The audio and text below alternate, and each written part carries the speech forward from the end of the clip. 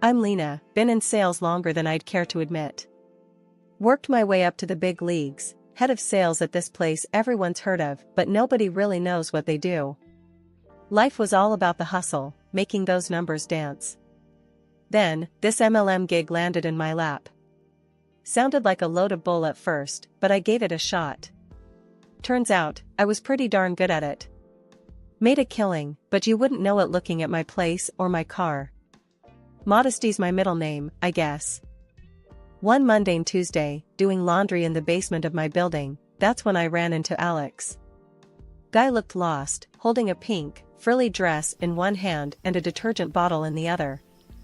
Picture this, a big, burly dude, probably in his early 40s, looking like he's about to enter a war zone with a washing machine.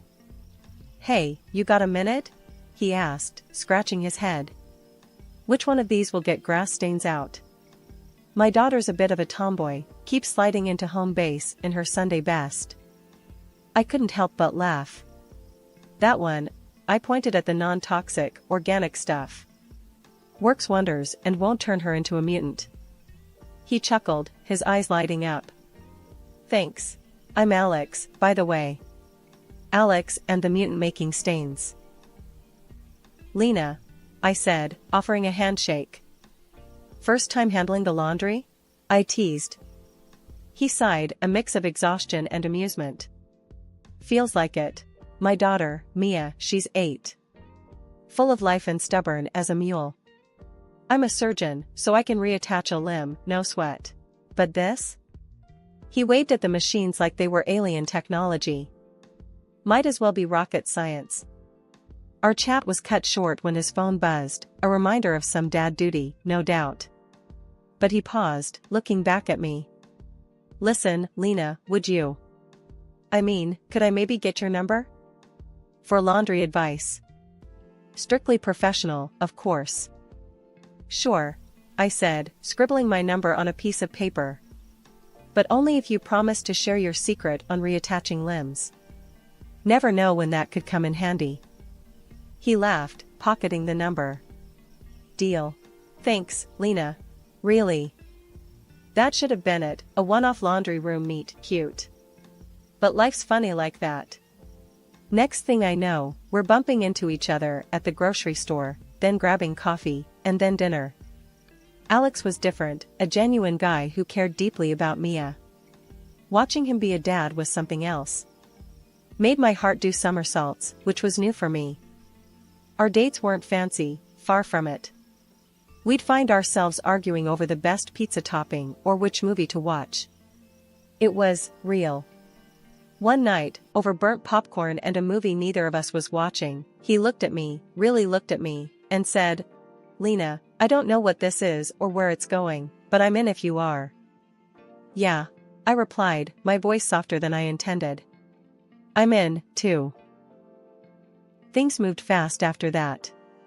Before I knew it, he was on one knee in that same laundry room where we first met, holding out a ring that was probably too expensive for a place that smelled like fabric softener and old socks. It was perfect. "I know this place isn't much," he started, his voice steady but his hands shaking just a bit. "But it's where I found the most amazing woman. Lena, will you marry me?" I didn't even let him finish. Yes, yes, 1,000 times yes.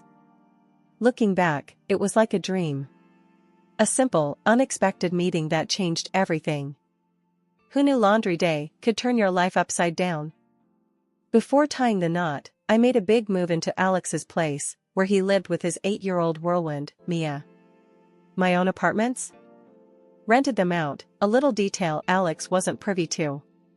It was a practical move, keeping my investments working while I dived into this new domestic bliss. So, there we were one night, kitchen chaos from a stab at homemade pizza, when Alex dropped the P word. "Lena, we gotta chat. 'Bout something serious," he said, scraping a burnt crust off the pan. One evening, over a hastily thrown together dinner of spaghetti and meatballs, Alex brought up the subject I never thought would come into our little bubble of happiness. "So, Lena," he started, twirling spaghetti around his fork like he was gearing up for something big. "I've been thinking, about us, about the future.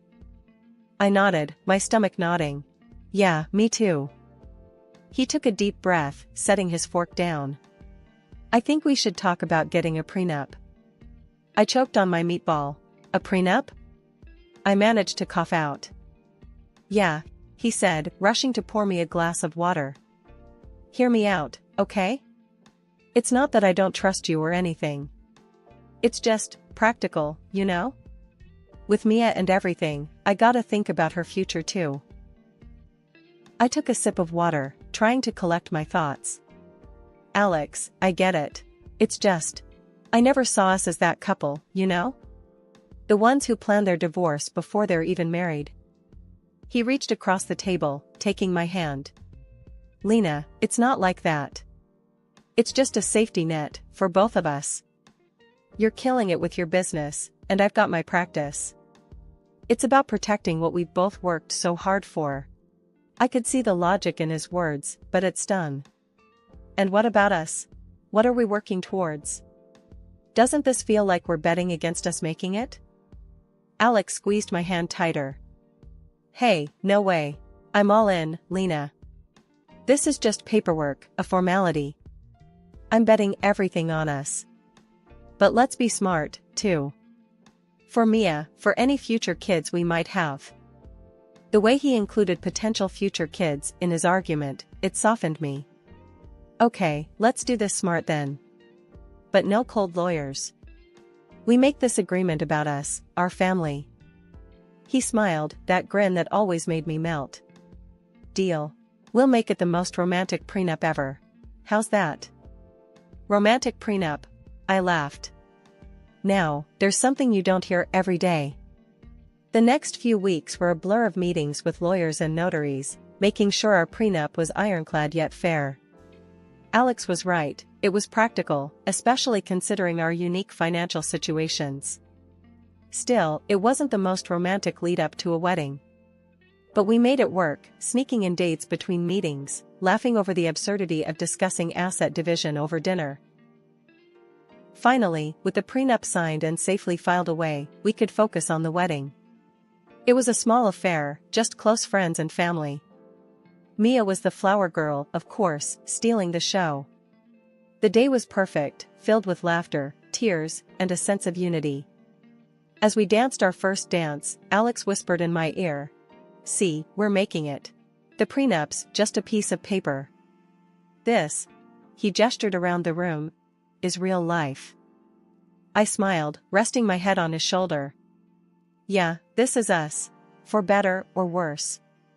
But even in that perfect moment, I couldn't shake off a tiny voice in the back of my head. Was the prenup a sign of things to come, a crack in our foundation? Or was it just us being adults, facing reality head-on? Over time, our home life was a bit off-kilter. Alex threw himself into work, leaving me to juggle running the house, helping Mia with her homework, and squeezing in my own work from a makeshift office in the corner of our bedroom. Early on, I floated the idea to Alex about him starting his own practice.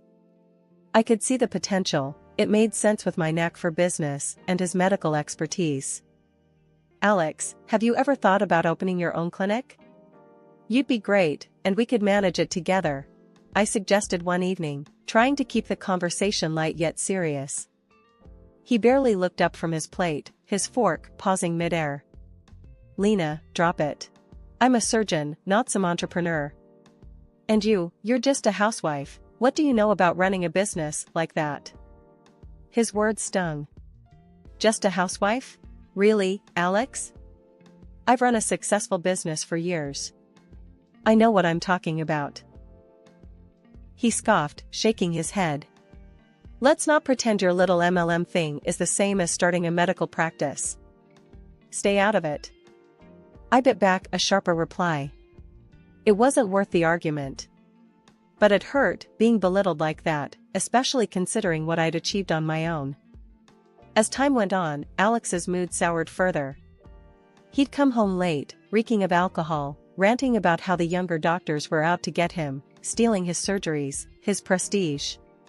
I tried to talk to him, to find out what was really going on, to help. Alex, drinking like this, it's not you. What's really bothering you at work? I reached out, trying to bridge the gap that had formed between us. He shrugged off my hand, his eyes dark. What do you care? You wouldn't understand. It's a dog-eat-dog world out there, Lena. You're safe here in your little bubble. I recoiled as if slapped. My efforts to support him, to be a partner in this marriage, were brushed off, leaving me feeling more isolated than ever. Mia's transformation from a sweet child to a rebellious teen didn't help matters. Her demands grew alongside her attitude, and the day she exploded at me over a denied shopping spree, calling me names, was a low point. I can't believe you. You're just a greedy, old witch. Dad should never have married you. Mia's face was twisted in anger, her words cutting deep. I tried to stay calm, though every fiber of me wanted to shout back. Mia, that's enough. I am not your enemy. But it was like talking to a brick wall. She stormed off, leaving me to wonder where the sweet girl I once knew had gone. Turning to Alex for support was becoming a joke. She's your daughter, Alex. She's out of control. We need to do something. I pleaded after telling him about the latest episode. He just gave me a cold look. She's right, you know. You're not her mom. Don't pretend to be. Each word from him was a nail in the coffin of our marriage. I was alone in a house full of people, my contributions and feelings dismissed, my presence barely tolerated. Things took a nosedive when Alex stopped pitching in for anything around the house. Not a dime for groceries, bills, nada. There I was, juggling my online work, feeding us, keeping the place from turning into a dump, and making sure all the bills got paid on time. This wasn't the partnership I signed up for. It was like I was running a one-woman charity for the ungrateful. I'd lie awake at night, tallying up expenses in my head, wondering how we got here. This wasn't the dream.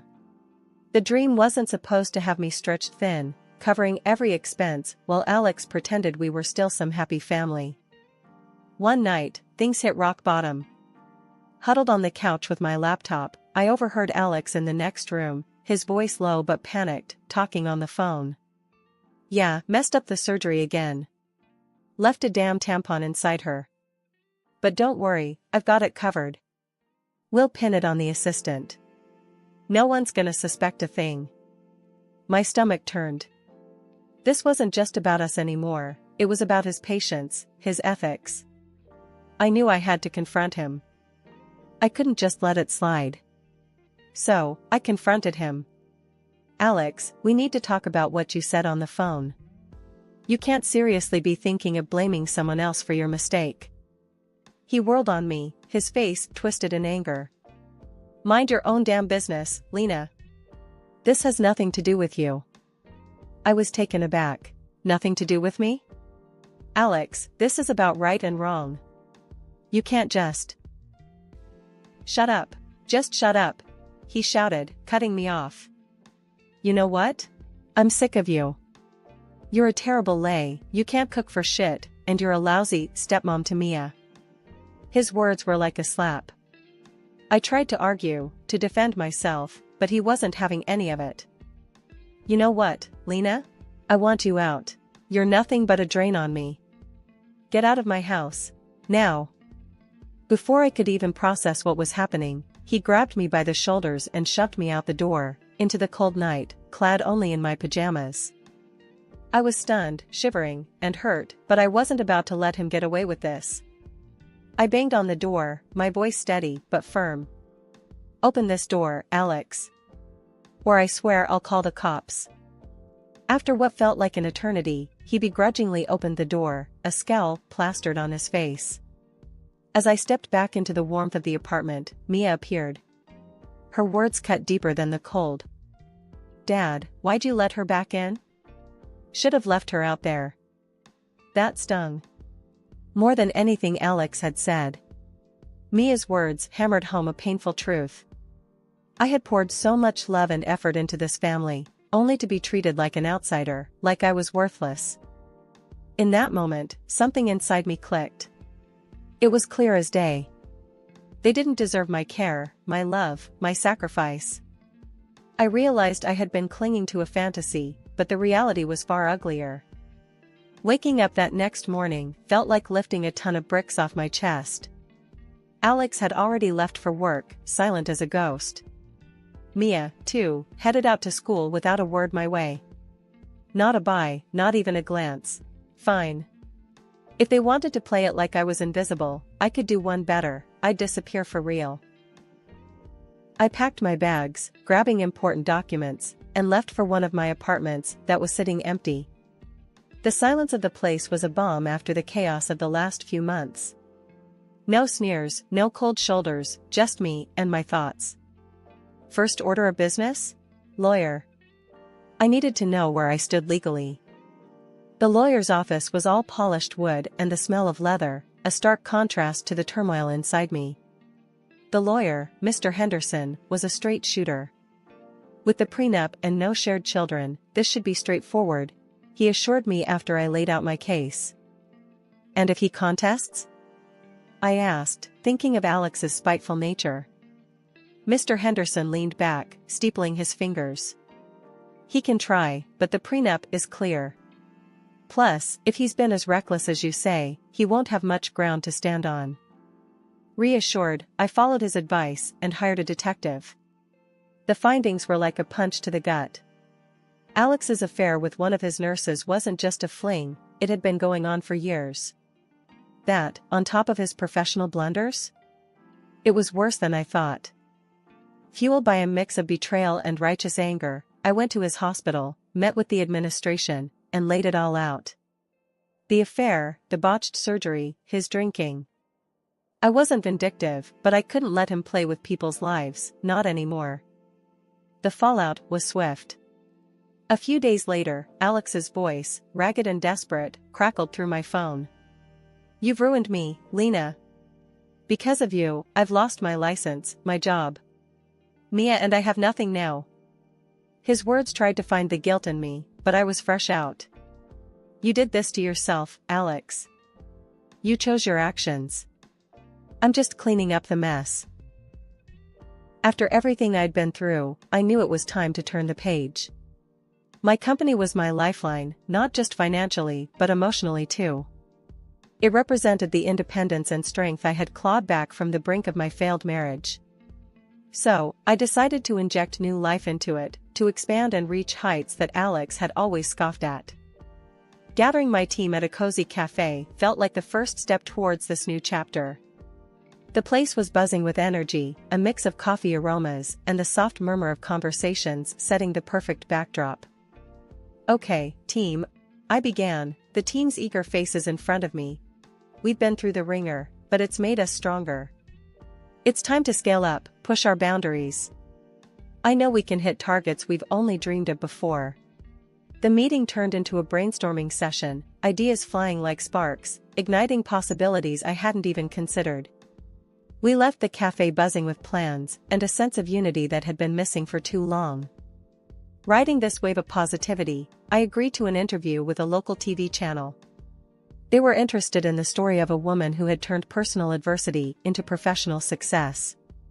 The day of the interview, I felt a mix of nerves and excitement. This was more than just publicity, it was my story, my truth. Then came the opportunity to tell my story on a local TV channel. The interviewer was keen to highlight the success of my MLM company, pointing out the million turnover like it was a badge of honor. And in a way, it was. The interviewer, a sharp, insightful woman named Marla, didn't waste time on pleasantries. "Lena, your company has seen remarkable growth, even through your personal challenges. What drives you?" Sitting across from her, the camera suddenly didn't seem so intimidating. "It's the belief in what we do. And, personally, proving to myself and everyone who doubted me that I can rise above challenges. Success is the best revenge." The interview aired a few days later. The response was overwhelming, messages of support flooding in, not just for the business, but for me. It was vindicating, a testament to my journey. Then, Alex called. His voice was smoother than I remembered, dripping with a sweetness that didn't reach his eyes. "Lena, I saw your interview. Impressive. About the divorce, let's rethink this. We can start over." I couldn't help but laugh, a genuine release of all the pent-up ridicule. Start over? After you realized I'm doing well? Alex, you're predictable. He tried to charm his way through. Come on, Lena. We were good together. Let's give it another shot. I cut him off, my voice firm. The divorce is happening, Alex. My lawyer will be in touch about the financial compensation for your adventures. He lost his cool then. You think you can just walk away and take everything? I'll fight you for every penny. Remember the prenup you insisted on? I reminded him coldly. You won't get a dime of my earnings. You're the one who wanted this arrangement. The line went silent, his defeat almost palpable. Hanging up, I felt a rush of liberation. This was more than just a legal victory, it was reclaiming my dignity, my independence. A week after all the drama settled, I found Mia, my stepdaughter, waiting outside my apartment. It was a surprise, seeing her there, dressed down in a way that I'd always suggested was more appropriate, but she'd never taken to heart before. It felt like a calculated move, designed to tug at my heartstrings, or open my wallet, or maybe both. Can we talk? She asked, her voice softer than I remembered. All right, come in, I said, stepping aside to let her enter. This was the first time she'd ever been to my place, and her eyes darted around, taking in the modest furnishings and the neatness I maintained. She hesitated before starting. I want to live with you. I can't stand being with Dad anymore. I looked at her, really looked at her, and all I could see were dollar signs in her eyes. It was clear this wasn't about finding a nurturing home, it was about securing a more comfortable one. Mia, you know that's not possible, I said firmly. I can see what you're trying to do, and it's not going to work. She broke down then, tears and promises pouring out. I'll change. I'll do anything you ask. Just please, don't make me go back there. It was hard, watching her crumble like that, but I knew it was all part of her act. Mia, my decision is final. I can't help you. Guiding her to the door, I could feel her desperation, but it didn't sway me. Her tears didn't seem real anymore, not after everything. After she left, the divorce proceedings moved quickly. Alex's infidelity, now out in the open, made things simpler on my end. I received financial compensation, a small victory in the grand scheme of things, but a victory nonetheless. Blocking their numbers was the last step, cutting the final thread that connected us. It was over, truly over this time. I was free, ready to rebuild my life on my terms, without the shadows of their manipulation darkening my doorstep again. After closing the chapter on my marriage and stepping away from the shadows of betrayal, I focused all my energy on my business and personal growth. My company was not just surviving, it was thriving, expanding in ways I hadn't dared to dream before. One day, as I was reviewing sales reports, Jen, my faithful companion and assistant, walked into my office, her face alight with excitement. You won't believe the numbers this quarter, Lena. We've outdone ourselves. I smiled, leaning back in my chair. Hit me with the good news.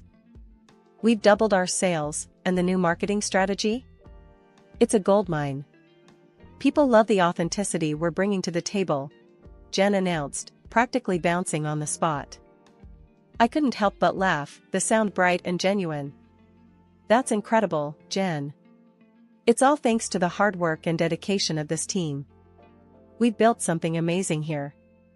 As Jen left my office, full of plans and preparations, I took a moment to soak it all in. The silence of the room was a stark contrast to the chaos of my past, a testament to how far I'd come. I had not only rebuilt my life, but elevated it, creating success and stability out of the ruins left behind by Alex and Mia. My phone rang, breaking the silence. It was a call from a community organization asking if I would be interested in mentoring young women starting their own businesses. The opportunity to give back, to help others navigate the treacherous waters of entrepreneurship and personal growth, felt like the perfect next step. I'd be honored, I told them, my voice steady and sure. There's nothing I'd like more than to help others find their path, just as I found mine. Hanging up, I felt a profound sense of contentment. My journey had come full circle, from struggling to stand on my own 2 feet to being in a position to lift others up.